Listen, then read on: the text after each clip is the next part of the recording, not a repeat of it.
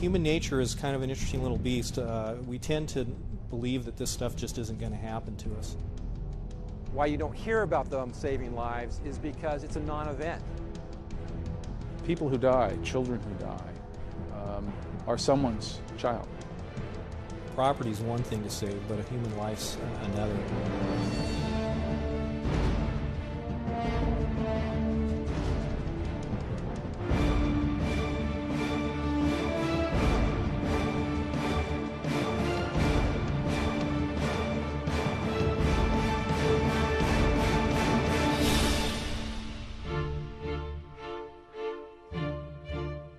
Orange County Fire Authority had a unique opportunity to show the effectiveness of residential sprinklers at a Tustin Air Station. We took two buildings that were fire loaded the same, which means the combustible material inside the buildings were as close to identical as possible. The only difference between the two was one was equipped with fire sprinklers while the other was not.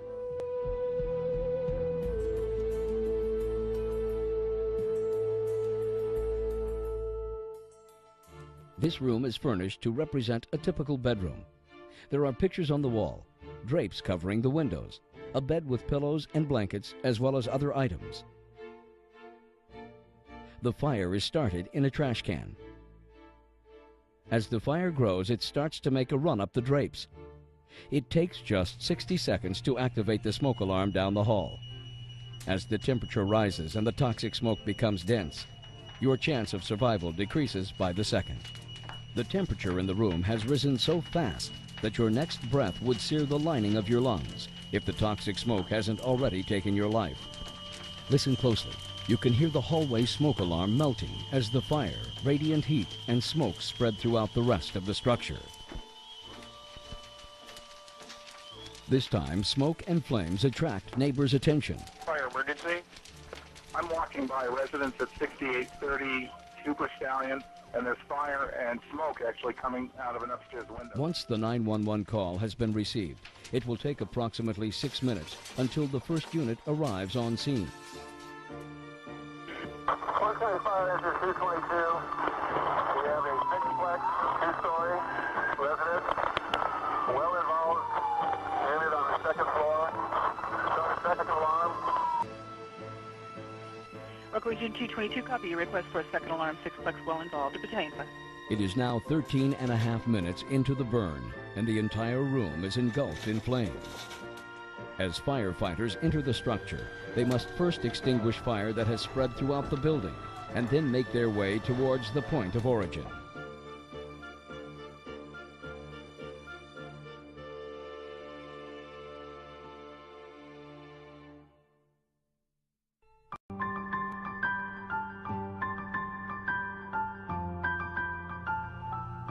In this room, the smoke alarm was placed in the bedroom and activates 10 seconds after ignition. In the previous burn, the smoke alarm was located in the hallway and took approximately a minute to activate. We see the same fire behavior displayed as before as it rises from the trash can and continues to grow and become hotter.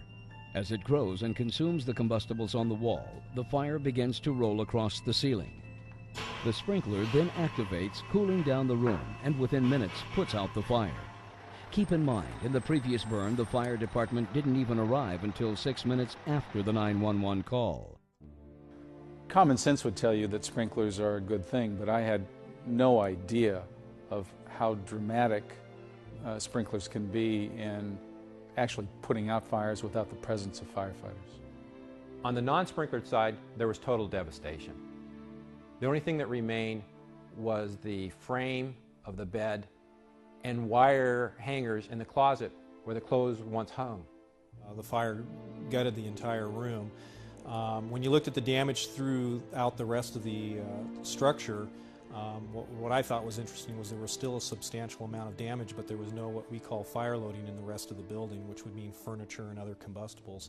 So it completely destroyed that entire room. In fire prevention, what really surprised us was the temperature. And not the temperature at the ceiling, which we expected to rise quickly, but how quickly the temperature rose at the lower levels. Within 2 minutes, it was over 200 degrees, which made it an untenable space. On the sprinklered side, it was a completely different story. As the fire moved up the walls and started lapping at the ceiling, the sprinkler activated and extinguished the fire within a very short period of time.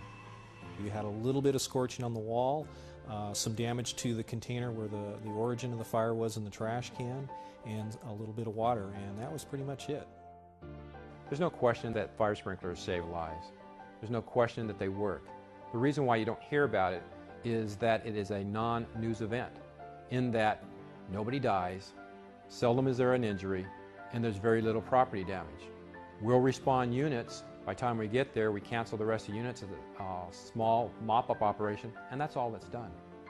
I understand that developers, people who build homes and apartments and commercial buildings, have a lot of heartburn over sprinklers because they do add cost, they add expense to construction.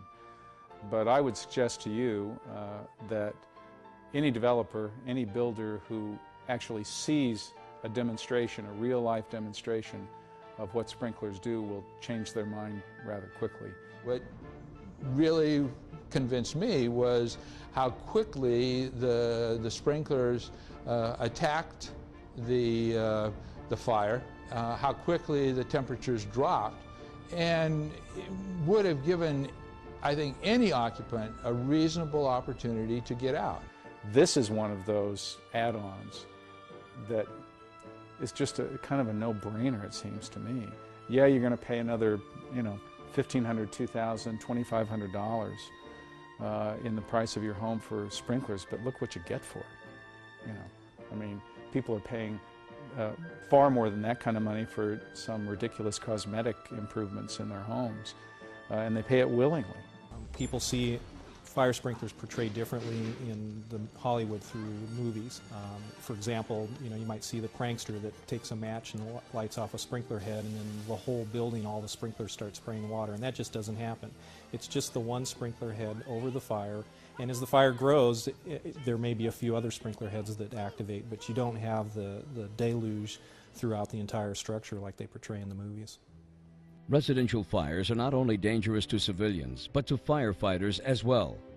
When you see what it is that firefighters have to do and the risks they have to place themselves to fight a fire that otherwise would have been out before they even arrived,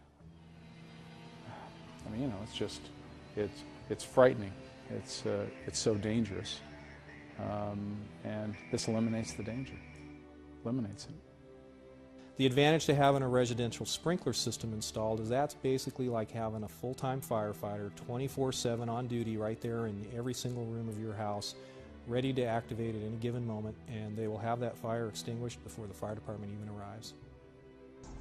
I think if city councils had an opportunity to see the demonstration that I saw, and if OCFA could present information on the actual cost, that I believe that the majority of councils would be convinced that their residents would be protected by residential fire sprinklers at a minimal cost. A month after this demonstration, Orange County experienced two similar residential fires, both starting in the kitchen. During the first fire, a young female teenager was taking an afternoon nap while the fire advanced through the house and took her life. 2 weeks later, a 6-month-old baby girl was left unattended in a high chair when a fire ignited. As the fire grew, fire sprinklers activated, sparing the child's life. Here we live in one of the most technologically advanced nations in the world, and yet we're allowing people to die in residence because of no sprinklers. I mean, every fire that I've gone to where there's been a fatality, had there been fire sprinklers there, not only would the damage been minimized, but a person would be alive to tell about that. Any developer, any builder who actually sees a demonstration, a real-life demonstration of what sprinklers do will change their mind rather quickly. You cannot put a price on life.